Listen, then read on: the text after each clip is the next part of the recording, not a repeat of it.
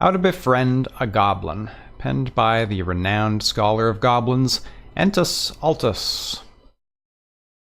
Goblins are simple-minded creatures. Indeed, many view them as barbarians, incapable of thought and devoid of sentience, cutting them down without thought or restraint while goading them into attacking their farmholds.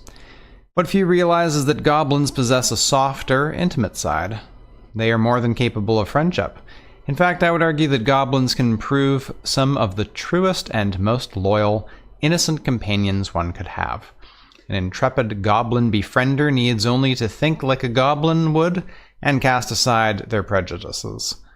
So how would I befriend a goblin? You are no doubt asking yourself. Well, allow me to provide the answer. First, you must be absolutely sure that you have cast aside any presumptions you have.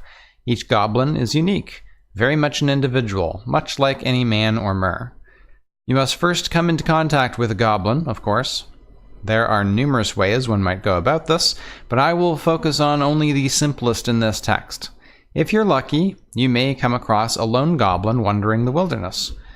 In this scenario, it is very easy to make a new friend. Simply walk up to them and initiate conversation. Of course, you may find this a tad difficult, especially since most goblins do not speak Cyrodiilic or any common tongue of Nirn. But you may come to understand the goblin and his or her personality instead via paralinguistic features. For instance, their mannerisms, their facial expression, their gestures, their forms, and their meanings are not unlike our own.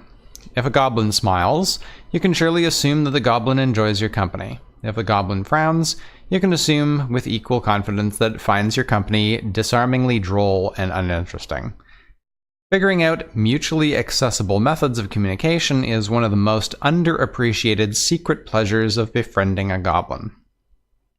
Once your relationship with a goblin develops further, the time has come to establish mutual interests.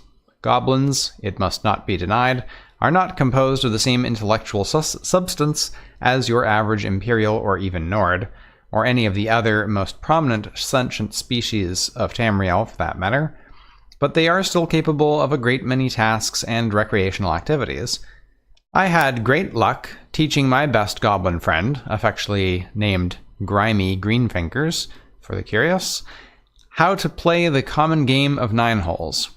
Others have enjoyed success by partaking in other activities with their goblin companion, including fencing, daring feats of acrobatics, and even pipe smoking and skooma use.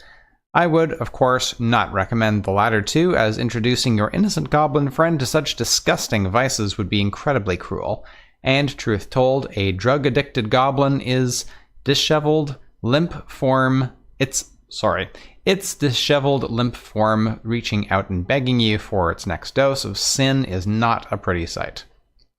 Once you've developed a relationship, one must, as with any non-goblin relationship, set boundaries. Goblins are prone to becoming incredibly intimate with their friends, especially their human or elven friends. Most likely because they view such a relationship as a great accolade and honor. One must always designate an appropriate amount of time for socializing with your goblin friend and be mindful of limits.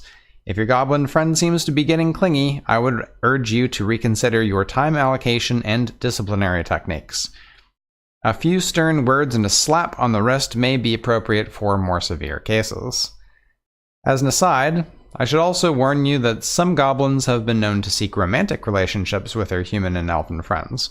If the situation is thrust upon you, I would urge you to decline. As I have learned from personal experience, romantic relations with goblins tend not to end well, both physically and emotionally. I do hope this tome has been helpful to you, aspiring goblin befriender. I wish you many happy adventures and memorable moments of happiness with your goblin friend or friends in the years to come.